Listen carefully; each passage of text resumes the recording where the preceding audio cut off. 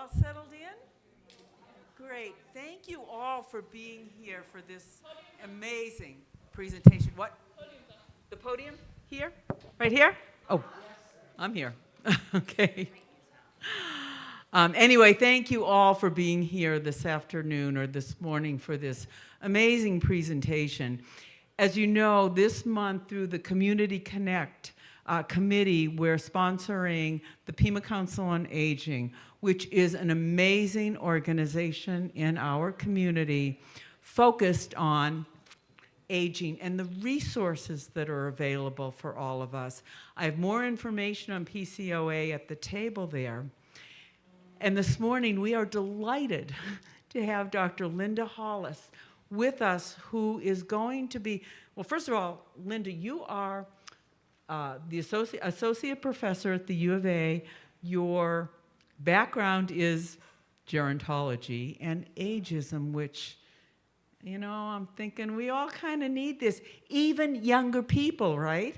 Because you probably have family members, and eventually, for the younger people, you will be here too in this age-related area. So anyway, Dr. Hollis is going to talk with us today about ageism, and we'll have a discussion about this.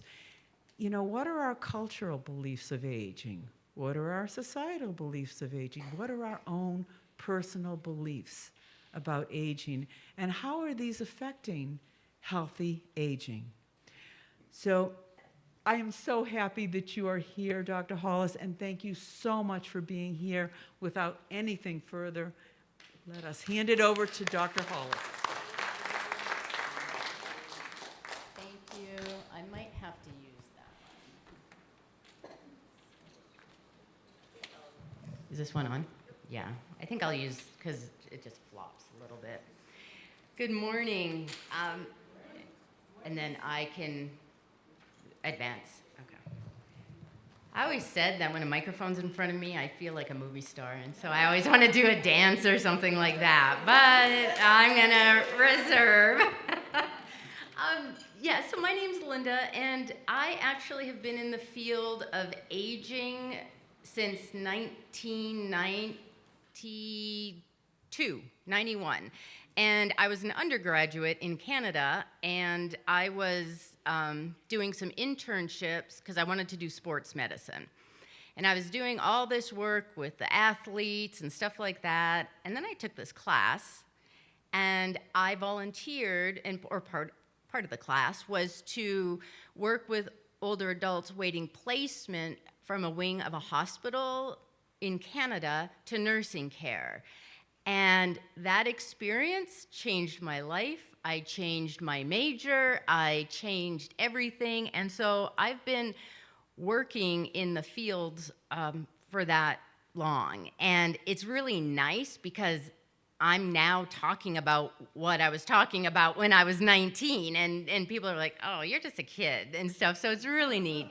But I am a gerontologist and a general psychologist. And this is my passion. I have worked in nursing homes, assisted livings, community programs.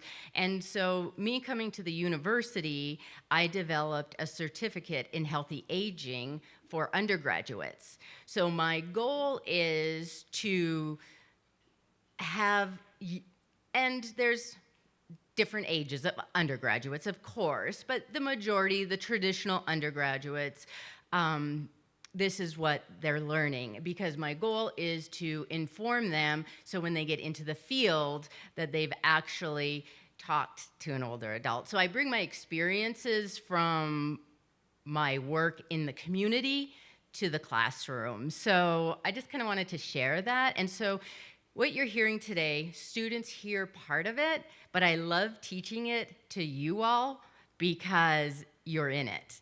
And I am gonna put, I'm gonna put a plug in. I'm always looking for folks to mentor undergraduate students in one of my classes. It's called a Life Lessons Mentorship Program.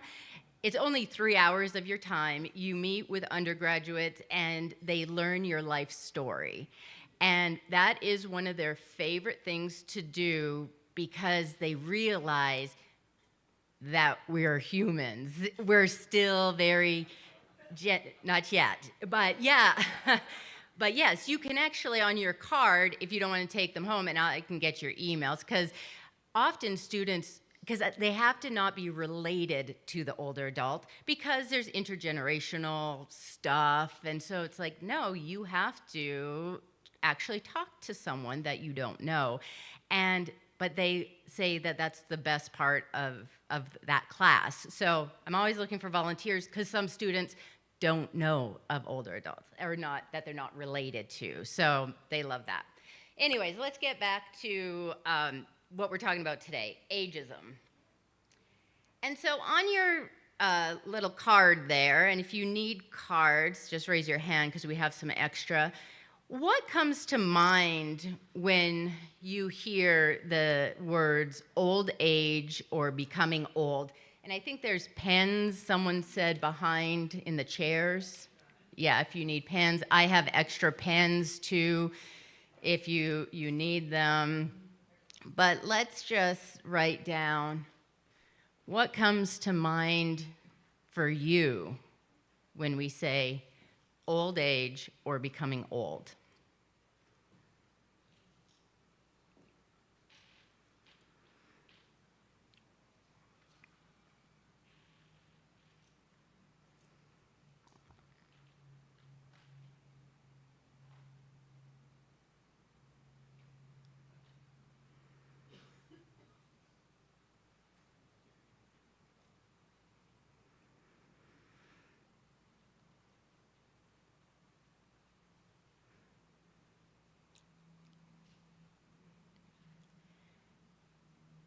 And as you think about that, does anyone want to share with us what came to mind with yes? Most of you here from St. Francis know I'm a retired doc. I'm a retired doc.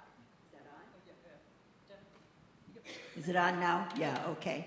And it always makes me smile because we learned, we look at age 65 as when, you achieve being old or whatever. But in medicine, I'm a family doc, we said 65 to 75 was the young old. Yep. 75 to 85 was the middle old. Yep. I'm still middle. Mm-hmm. And 85 and up was the old. Yep. So that's how I look at it. Yep, absolutely. Oh, really? Lots of work out in that area. And one thing, and whoever wants was we get the microphone, what happens in the field and in studies, which I read manuscripts, and they clump everyone, like their study is 65 to 90, but their conclusions are everyone over 65 or 65, and I keep on saying we need to divide them because it is various, we're not all the same 65 to 110 or whatever that may be. Who else? Anyone else want? Yeah. Not visible. Not visible, absolutely. Invisible, yes, yes. Well, I'm 72 now. When I turned 67 in Walmart, I felt I was old when I opened up my wallet.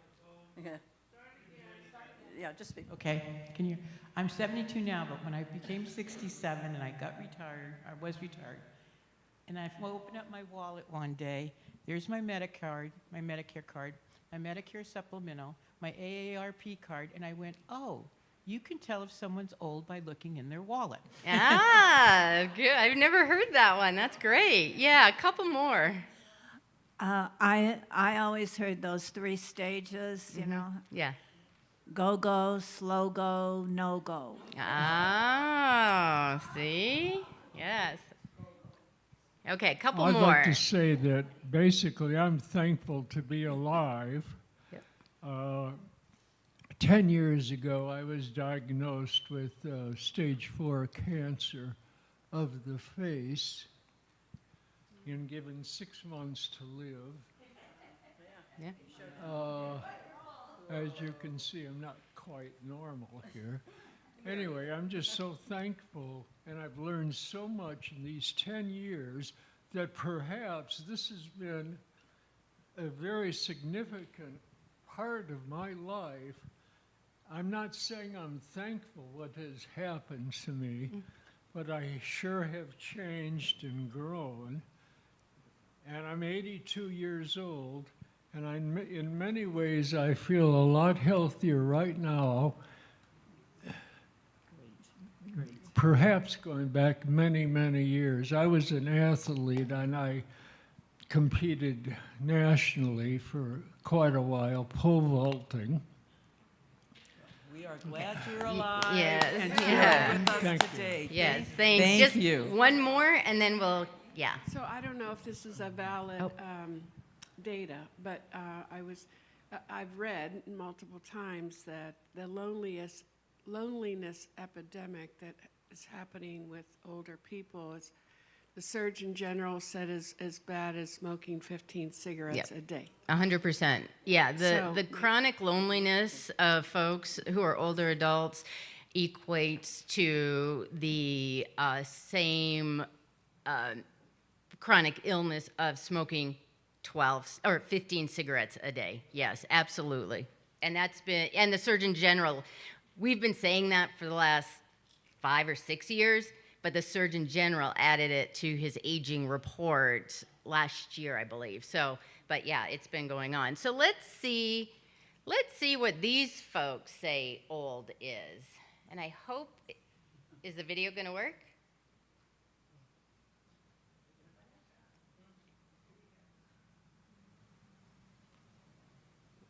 You guys got it at your end? It's not on yet.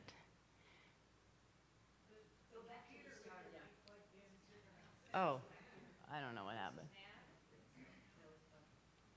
It might be an ad, but can you skip this ad and then we'll put the volume on?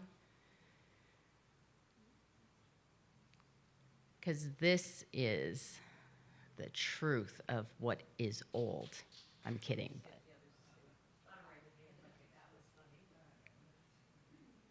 Okay, let's get some volume.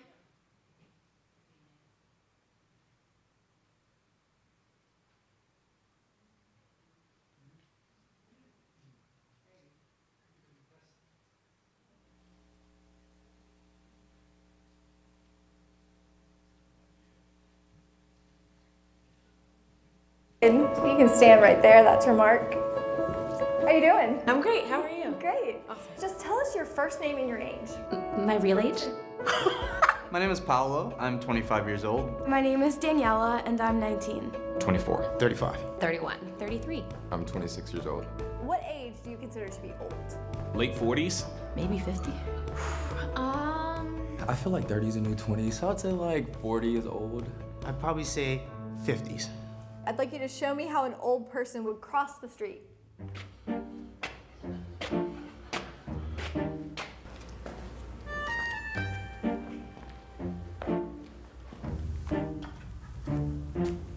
Show me how an old person would send a text message.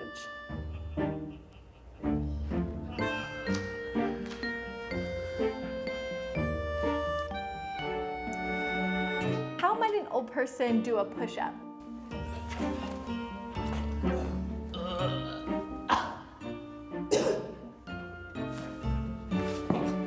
What about jumping jacks?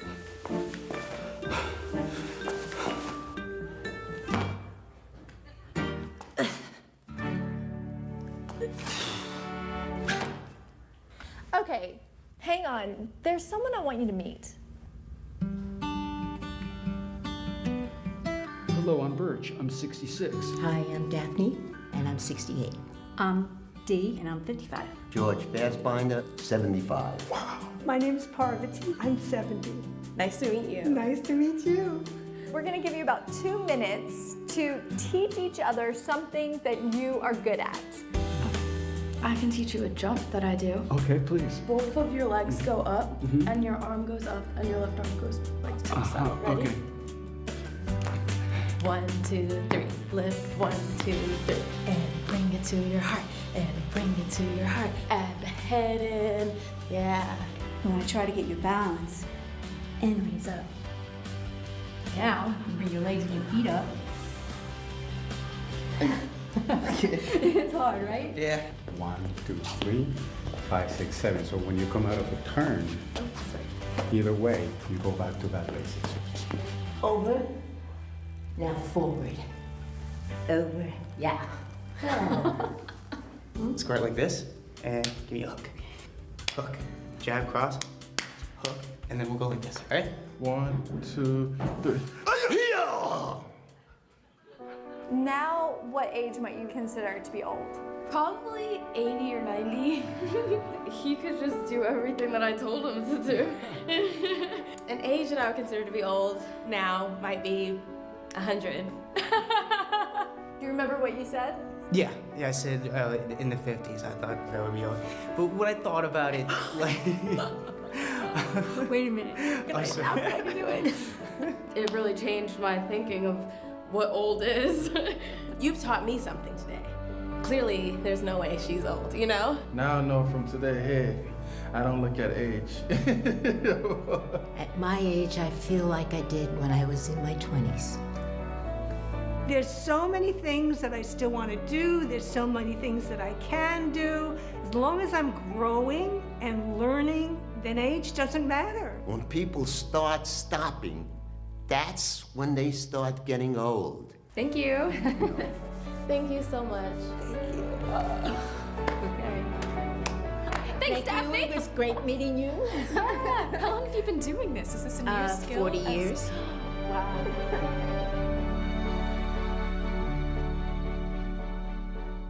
So, thank you. Yeah, thank you. I show this because the truth is that is how the younger generations are seeing us and as we age. And the very first class, my relationships in aging class, I said to the students in their introduction, tell me about a relationship you have, a special relationship you have with an older adult. And I learned quickly. They said, many of them, my mother, she's 42 and she's my best friend. And that was exactly what this is saying, is that and when we think about it, when we were in grade school, our teachers were old and they were probably only 25, right? Just out of college teaching us. So really, it is perspective. But what I want to,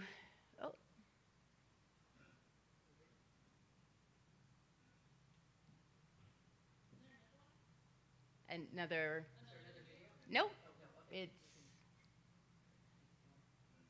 yep, okay. So now I want to show why this matters, or not. Or not, never mind. Wow, okay, what? I'm not sure what's going on, you guys. I have it at my end. But this isn't what I have at my end.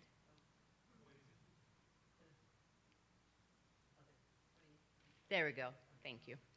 Okay, let me show you something here. 2025. Okay, you're good? Okay. I'm like, are you doing that? Are you doing it? These are, okay, I don't know what's happening on mine here because it's not showing the same thing. Okay. So are you guys doing it? Okay, I'm just going to tell you then what next is. Okay, these are called population pyramids, okay? And next. The top line, these are the years, 2025, 2035, and 2050. So these are projection of our population, okay?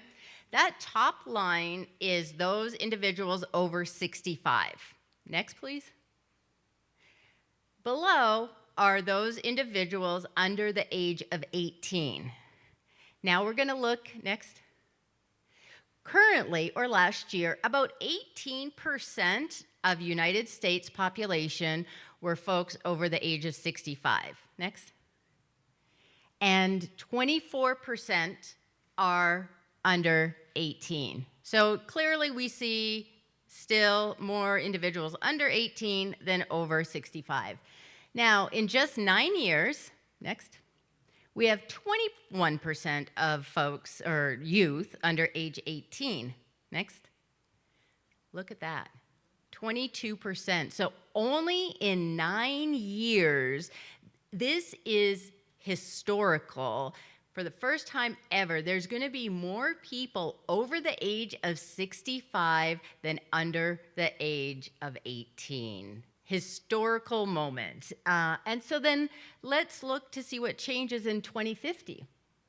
Okay, so folks aren't having babies, I guess, and so, okay, it's staying. And look, it even jumps higher.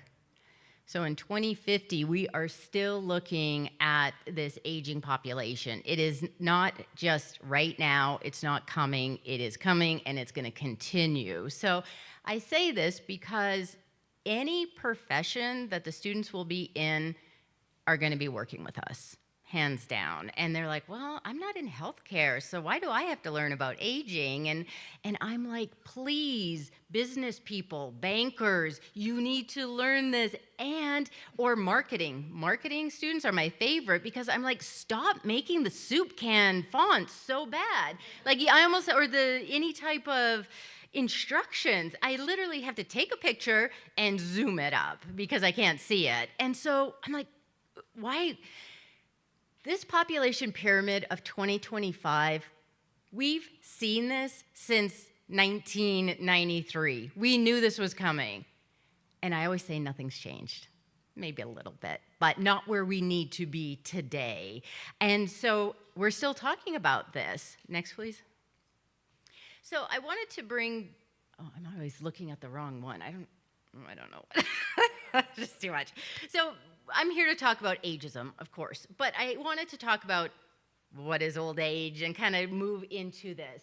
So the history of ageism actually started in 1968 by Dr. Robert Butler, and he wrote a book in 75, I think, and it was called Surviving Old Age. That's what it was called. And it's interesting because I got this book a couple years ago, and I'm like, I almost want to redefine old age. That's what I want to call it, because his book was so long ago, but again, when I'm reading it, the same. Not much is changing. So what he said ageism was a deep and profound prejudice against the elderly, which we're going to talk about language later and what words we should use. But this was his quote, against the elderly, which is found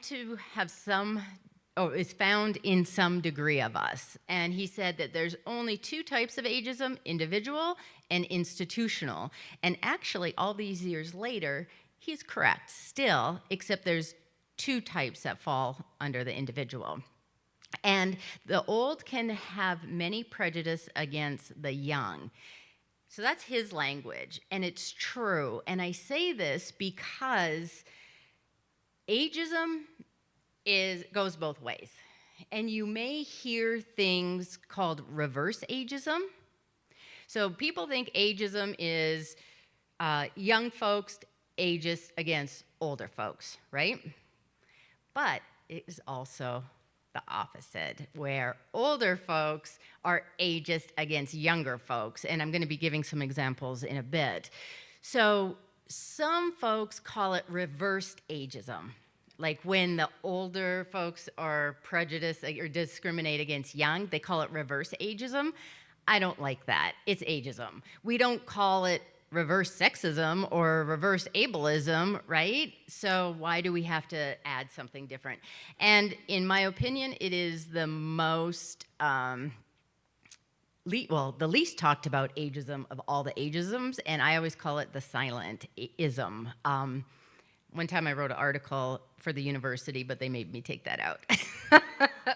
But it's true, right? It is something that we're not talking about enough, but we talk about all the others. Okay, next, please. Okay, now we need your piece of paper, your little card, and I have 17 statements. And you will have to just hold on, please. You just have to score it. So you'll 1 through 17, and your scoring is 0, meaning this has never happened to you. 1, if, oh yeah, I recall it happening. Who needs more paper? I think back there. Yeah. 1, if, oh yeah, I recall this has happened to me before. Or 2, it's happened to you more than once. Okay? So there's going to be 17 of them. Let's go to the first one. Have you ever been a part of a joke and made fun of due to your age? Have you ever been a recipient of someone telling a joke about your age?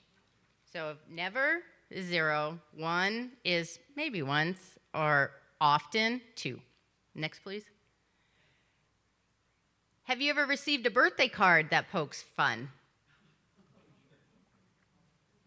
due to your age? My students love this one. I make them go to a card store and look at all the cards and see what's going on. Yeah. And then they have to make a non-ageist card for a loved one.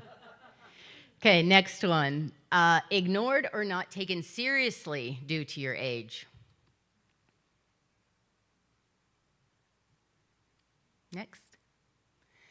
Called an insulting name due to your age. 0, 1, or 2. Okay, next. You've been talked down to, or patronized, I always hate that word, patronized. And this is actually a term, being talked down to. Does anybody know what the term is? Elder speak. Have you ever heard that? Elder speak is when people are like, okay, honey dear, how are you today? I always say grocery store folks. I just want to go to every grocery store when I'm in line and how they're talking to, and they don't know though, they're just trying to be nice, but that is actually elder speak, it's called that. So anyways, talk down to, next. Difficult getting a loan. So this is interesting. So there was actually 20 questions, and I took some of them out, and I could have taken this one but it is what it is. Okay, next. Denied a position of leadership due to your age. Next. Treated with less dignity and respect. And these are the actual questions. Next. Waiter or waitress. Have you ever been ignored by a waiter or waitress due to your age?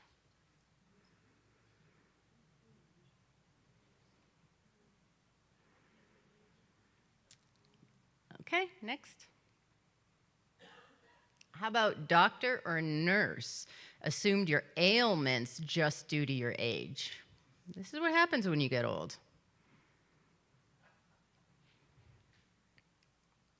Next. Denied medical treatment. And that's like insurance, probably, you know, those types of things. Next. Denied employment. I tell anyone who is wanting to continue working or getting into the workforce, just take out the years of your employment, because there's so much research out there how there's so much discrimination in hiring, especially older adults. Next. Denied promotion. I love this one. Next. Assume I cannot hear well. Janice, how are you today? Really? Why are you yelling at me? Next. Assume I cannot understand. So that's why I'm yelling, because if I yell, you'll understand. Okay, next. You were told you're too old for that. And then the last one. A victim of a crime or a criminal. And just add your points up. See where you're at. And you don't have to share.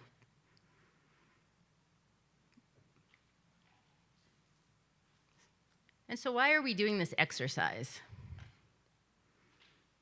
We're doing it because people don't understand what actually ageism is, and often folks underreport ageism because they're like, I don't know, it's a joke. It was a funny card. It's this, it's just this. But when we see it all the time and it imprints on younger generations, they believe it, right? So anyone want to say anything about this experience? Just a couple minutes of, anyone want to share anything?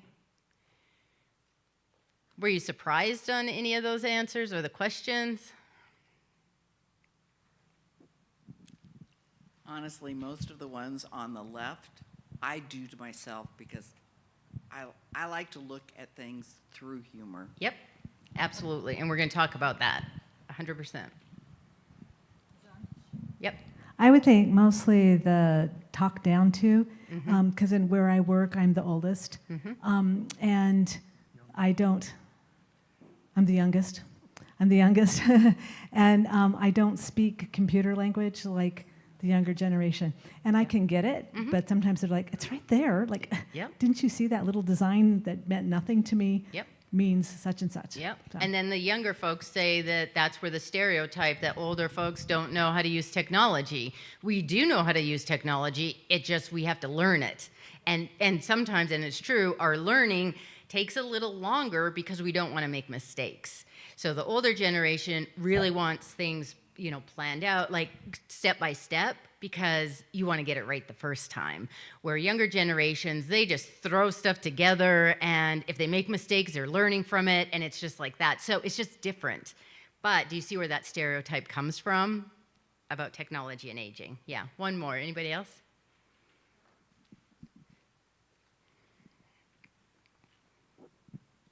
Nothing makes me madder than some person snatching my phone out of my hands and say, let me show you, or let me do it for you. Right. Where's my personal space here, right?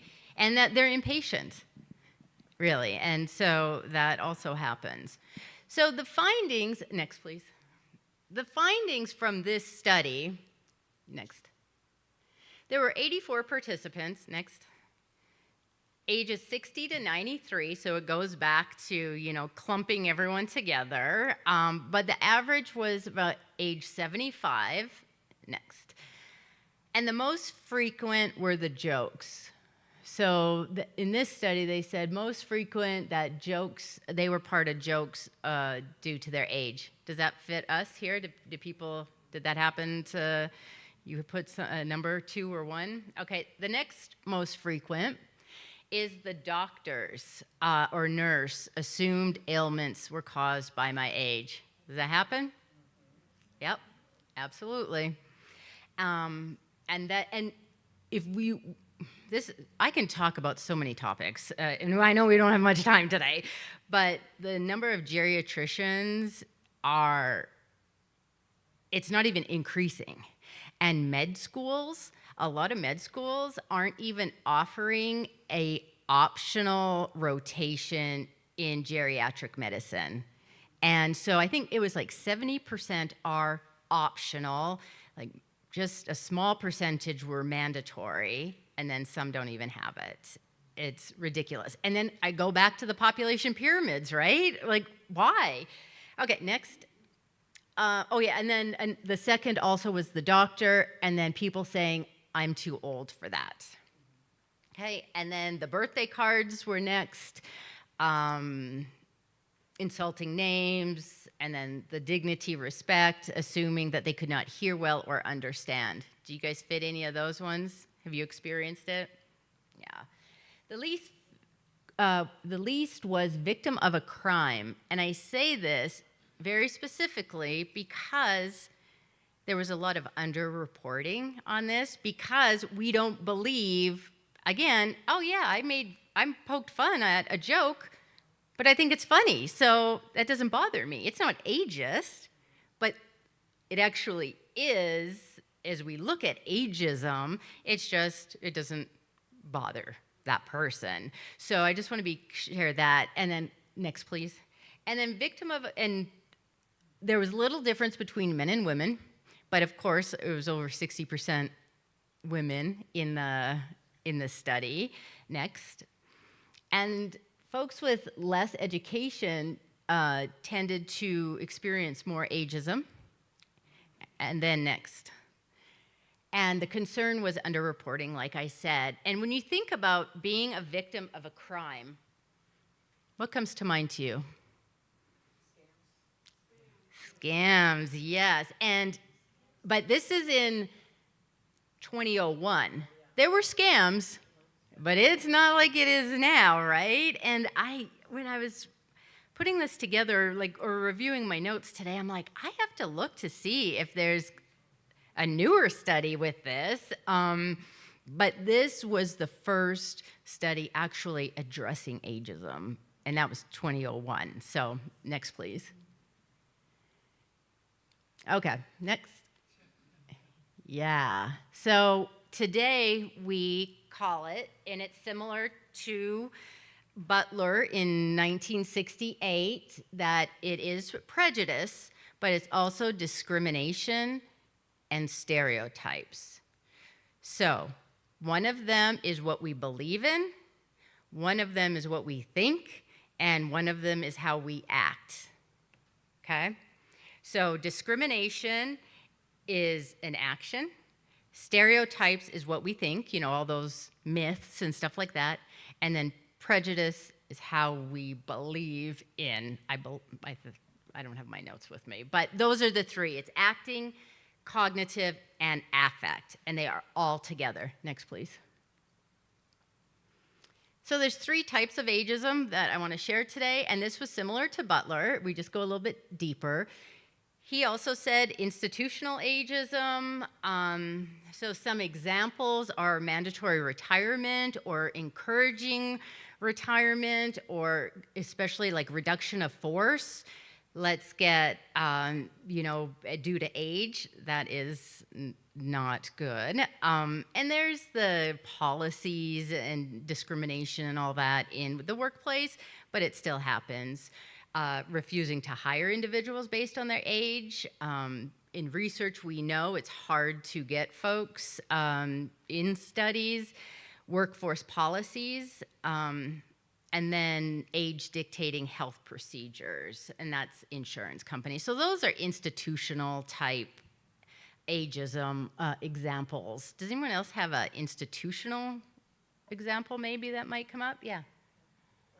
I was an adult and geriatric nurse practitioner for several years, and one of the things that made me crazy were all these guidelines. When you turn a certain age, suddenly we don't recommend a PSA blood test, and when you turn a certain age, well, you may not need to have that mammogram, and that drove me crazy because you really have to look at that individual person and what is their health. What is the likelihood that they have this problem? If a woman can't raise her arm because she may not be able to get a mammogram, that's another thing. If she is very demented or having early Alzheimer's or something, okay, maybe it's not appropriate. But I didn't look at age at all for those tests. I looked at the individual. Yep, a great example, absolutely. Anything else? Let's go to the next one. How are we doing on time? Okay, we're good. Interpersonal ageism, and this is what we know the most of. Belittling older and younger individuals, the elder speak, which I mentioned, stereotypes, prejudice, avoiding interactions. There's some people that if you're at the grocery store, they're not going in that line behind you, because they're going to be, you're taking too long in their mind, right? It happens. Or the Costco line or whatever that is. It could be ageism, especially if they do it because of what you look like age-wise. Oh, you look great for your age. This is my favorite ever. Well, first, my favorite ever is anti-aging products. What the heck is anti-aging? There is no thing, we can't anti-age. We're aging Our cells are aging every second, every millisecond of our bodies all the time. So anyways, anti-aging, but they say, you look so great for your age. What does that mean? Do I have a sign that I'm 60 and that, this is what a 60-year-old should look like? No. So what can they say? You look great. What's wrong with that, right? Stop it right there. That's where ageism comes, when we have to add age to whatever it is. And then the opposite is, she's too young to be my manager. Or it could be to your grandkids. No, that's self-ageism. I like that example. So, but yeah, grandkids or other people they talk way too fast, that young generation, right? Well, they kind of do, but or all the young people, and okay, so, or all the young and stuff like that. That's ageism. Next, and this is the one that I want to pay most attention to, and this is what I love talking about, is self-directed ageism. Ageism towards ourselves. And older adults saying, I'm too old for that. And this is my favorite thing to talk to you all about, because you're not too old necessarily to do anything, but I'm not going to jump on the trampoline with my grandkids because I don't want to get hurt, or maybe I'm scared of trampolines. But what do we always automatically go to? Age. I'm too old for that. And so my take to you is, when you think about that, because I even say that. Like, I was telling Paula, I was in a car accident in my back, and I'm like, my aging back, and but I'm like, no, biological aging back, and it's not due to my age. But so I even have to correct myself. And then younger and older adults not applying for jobs because they don't believe that they can, that even someone older is like, I can't apply, or I'm too old to go into the workforce. Like, if they've been out, is it difficult to get in the workforce just because of all the myths and everything out there of aging, because of aging or ageism? But we can't say that. Like, what can we do? So does anyone have an example of that where you said, I'm too old for that, and maybe you think about, but what was really going on? And that you ought, first of all, do people say, I'm too old for this? Yeah, it's natural. But is there an example that maybe something you could say differently? Can I call my husband out on this one? Yes. Well, when we go on vacation, I'm like, hey, we should go ziplining. And he's like, I'm too old for that. Yes, exactly. So now, and for you all, when you hear that, what do you mean? What does your age have to do with it? And challenge that. And people don't like me saying that, but if we, and I share this in every presentation, if we are going to make change, we have to change also.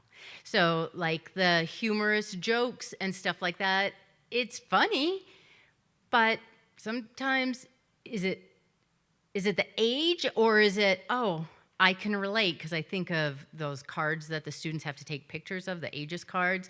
It's about bowels or farting or something like that, and about age, and it does that. Okay, so like stereotypes, there is some truth to that, but how can we re-script it, right?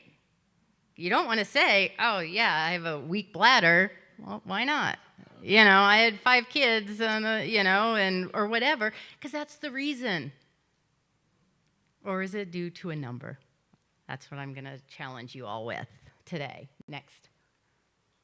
I have a comment. Yes, please. It was on the last bullet point about too young or too old to apply for a job. And I'm hoping you get into this a little bit in this talk. But I feel like technology is moving so fast, and I am still in the workforce, and I struggle to keep up with the younger teachers at the school who just, you know, they pick it up. But even applying for a job, when I was younger, you would actually go to and you would turn in an application, and there was a face-to-face component to it. And now, even for the grocery stores, it's all online. All online. Absolutely. Absolutely. But going back to the learning part of it, and I talk a lot about ageism in the workforce, and so I go to organizations and have this conversation, and it goes back to what is the learning style of your employees. And again, we're going to learn a bit differently. We weren't born with a cell phone in our hands. And this is true that we learn differently. And like I said, we want to have everything done right. We take pride in that. So that takes longer. So often people are saying, oh, they don't know technology. They're too slow. They're too slow. When it's not, or compared to what? Compared to the younger folks. So again, that's the conversation we need to have with employers, is like, okay, this is what I need to be successful. And I get it. I don't know A, B, and C. And I also talk about mentor programs in the workplace. And often when we have workplace like shadowing, who usually shadows who? What does that usually look like?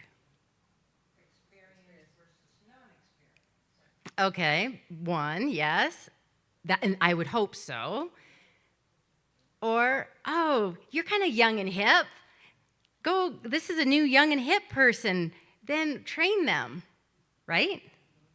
And because the personalities, and because we really want this person to be a good employee, let's like make this, you know, this homogeneous connection. And I challenge workforce, why don't you do some intergenerational, in the sense of maybe someone older, more experienced, or even someone younger, experienced in that computer analyzing or whatever it is, to train you. So you may ask, you know, for that training or mentorship, but I always encourage also intergenerational training. I think it's important because that also helps break the myths. But we can't do it because we'll be ageist. We're like, okay, the old people are going to do this and the young people, and, you know, come together. We can't do that, obviously, but to be cognizant of it. So I want to talk about language next. We're almost done. So there's a lot of language that we use and we still use, and I'm so glad after almost 20 years, my husband notices the wrong language on TV. Because I've written to ABC News, I've written to CNN News, I've written to all these news places to start using the proper language when we're talking about aging. So we're going to play another little game here. Which of the following are appropriate to use when we talk about older adults, or which we should avoid? And this is all through the American Psychological Association and the American Medical Association. So this is the language that we should be using today. So let's start with the first one. Seniors, is that okay? Nope. Nope. It's past. And why? Well, when you talk about seniors, you talk about, well, you can be a senior in high school, you can be a senior in college, you can be, and it's a label. So next, older individuals. Actually, it's okay. older folks, older individuals, again, it's not a label. You're saying that they're older people is okay. Next. The elderly. Lord have mercy, that is my pet peeve, and you hear it after this presentation, and you're going to be watching the news, and you're going to be watching, and they're going to say it, and they're going to say it, and then they're going to say seniors, and I cringe, but absolutely not. The elderly, according to American Psychological Association and American Medical Association. Next. Elders. Yeah, that's okay, and that comes from the wisdom and the indigenous and from years of respect and wisdom. Next. Oh, senior citizens. That's the other one. Yeah, no. Nope. Elderly people. Mm-mm. The aged population. That one's okay. And then older adults. Yeah, that's the one I use. I use older adults, older folks, older individuals. That's how I kind of, depends on what I'm talking about. But so if anything, put that in your brain capacity of, but you will see commercials and newscasts differently after today. Okay, so next. Okay, this is a video, so hopefully you'll.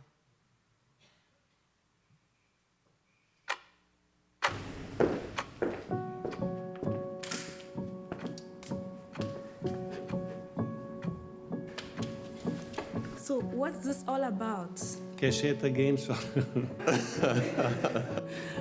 I'm too old for this. You just want me to say what people say about me. Weird question, I guess. My teacher says you'll grow out of it. It's just a phase. It was never a phase. I never grew out of it. I guess I'm too reckless, I don't know. People like to talk very loudly to me. They say I don't think things through. You're looking still good for your age. I'll figure it out when I'm older. You are having a senior moment. When the focus is on my age, Life seems to get a little bit harder. It feels like I'm not given a chance. I need to keep up. Or get out of the way. I lack experience. Or too much experience. I'm baggage. Only weighing people down. Looking at my age, Like it is a disease. where I work, no one takes me seriously. It makes me feel powerless. And it hurts. When people see only my age.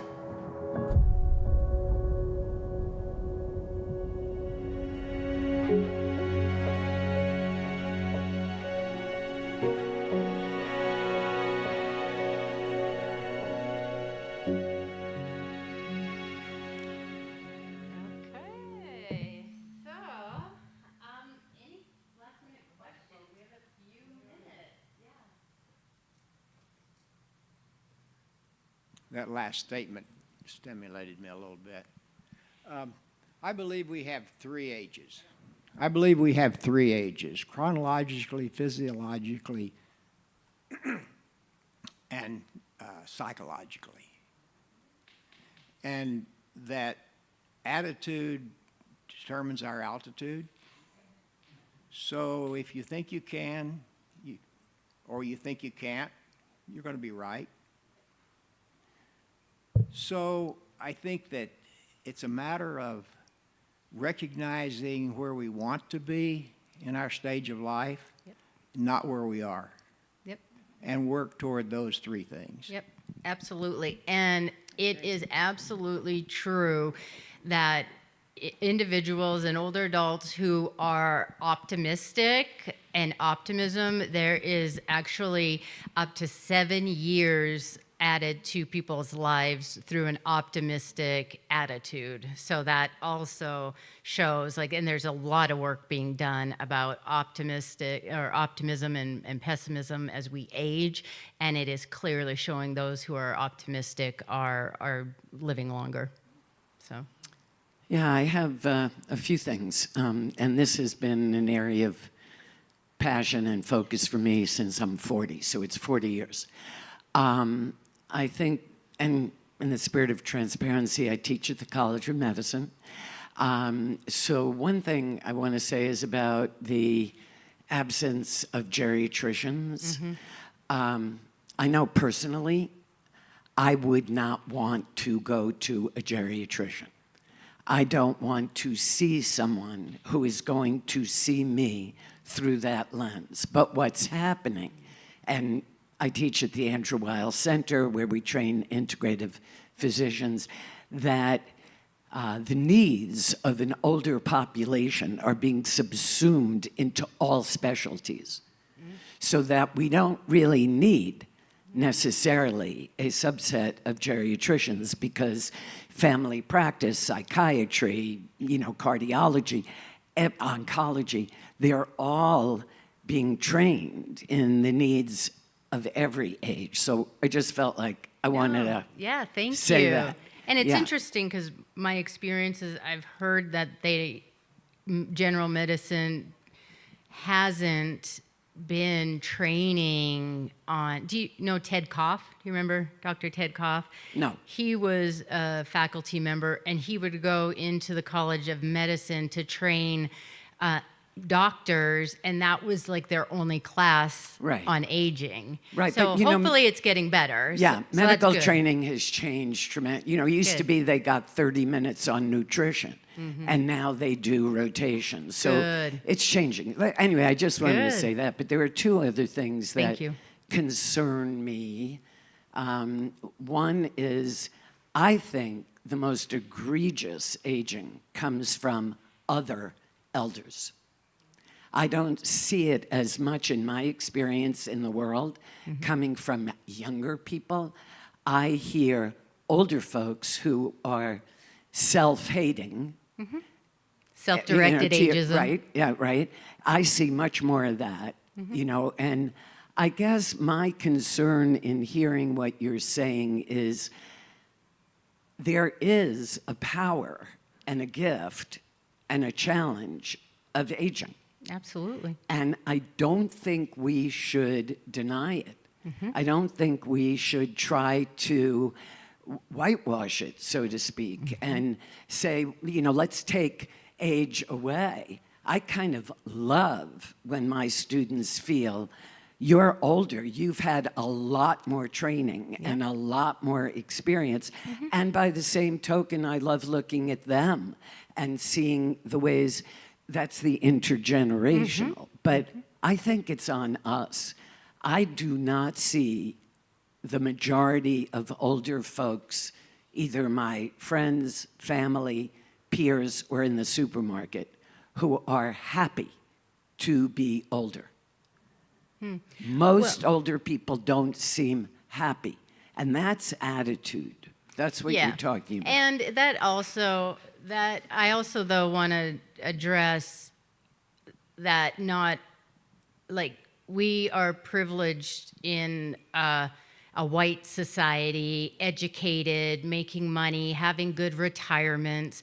But if you look at different populations, you're looking at folks that have to work and they're 70 because they don't have life savings or whatever that is. It's a bit different. And so I just want to touch that. And we do know that as we're going into the 2035 and 2050, there is more diversity in aging due to healthcare and interracial marriages. There's a lot of things, immigration, and I also want to represent them, and they also sometimes are very looked down upon and things like that. So thank you for sharing that view, but I also want to share that sometimes when they can't put food on the table, it's hard to be optimistic as well. So. I just wanted to say back on the attitude and your time frame. I've noticed that when I do things younger with younger people, that they are happy to see that, and they think, well, I can do that when I'm older also. Yes. So I had an experience where over the July 4th holiday, I had the opportunity to ride a mechanical bull. Yes, I love it. Yes. And yes. I did. Yes, good for you. And yes. I'm 79. Yep, good for you. Thank you for sharing that. And yeah, intergenerational work that's part of why I do that mentorship program in my class, that it's so important because we have to be talking to one another in order to learn from one another and stop those prejudice, those stereotypes that are out there. So, yeah. One other part we talked about physically, emotionally, and experience. Because we're in this kind of space, I also think that spiritually we age. And when I was 30 years ago, I thought spiritually I was mature. And through, being part of many, many different churches, spiritual experiences, and everything, I'm so grateful at this moment in my life to have the kind of wisdom that comes only from having grown old in my faith. Yes, yeah. Absolutely. And it's true that you mentioned that it's called the wellness wheel, and there's actually 8 domains of wellness. And so we like to do that because ideally we want to be well, and like you mentioned, like holistically well in all of those domains to live a healthy life. And and spirituality is absolutely one of them, as well as the 3 that you gave, but there's actually like 7. And so, yes, with that, age is our personalities, like those personalities tests, at its core don't change much as we age, but our attributes change as we age through experiences. So I just kind of want to share that because, the stereotype, the grumpy old man, wasn't there a movie about that or something? And that's a stereotype. Many old people are grumpy. And I said, you know what? That grumpy old man, he was a grumpy young man too. That doesn't change. So, so I know our time's up, but. I'd like to say just one more thing about the word old, and I'm glad to see what you were talking about, older individuals, older people. And 12 years ago, I was talking with my daughter and I said, I want us to start a movement. I want us to start a movement that old is not a 4-letter word, that we have to take back this word. We're fine with saying young. Well, why can't we be fine with saying old? And I think it helps change who we are. So I'm old, and I'm damn proud of it. You're proud of it, yes,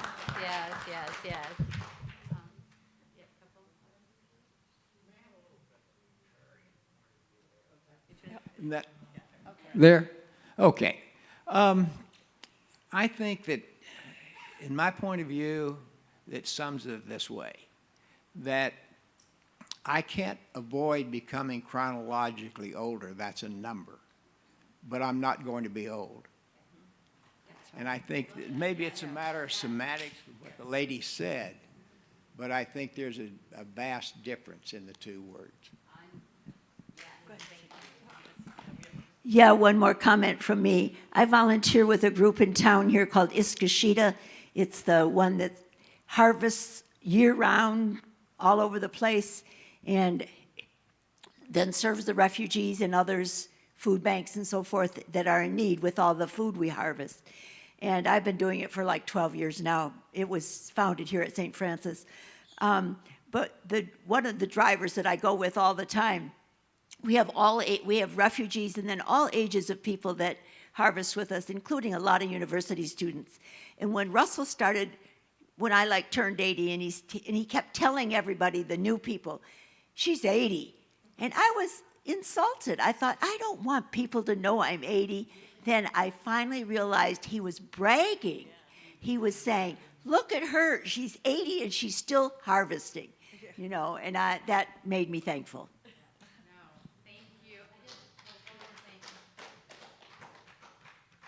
Yeah, I don't think we'll ever get away from that chronological age, because that's really what many things define us as, but it shouldn't. Again, it's who we are in the inside and our wellness, and keep doing what you love to do, and that is ageless. And so I do want, if anyone wants to be a mentor for my class, you can actually, I'll give it here, and then I'll take this even, and then I'll email you if students need a mentor, and it's kind of like just sharing your words of wisdom, life story, and you know what you could tell yourself as you were 20 years old, because that's where they are, most of them. So thank you so much for having me.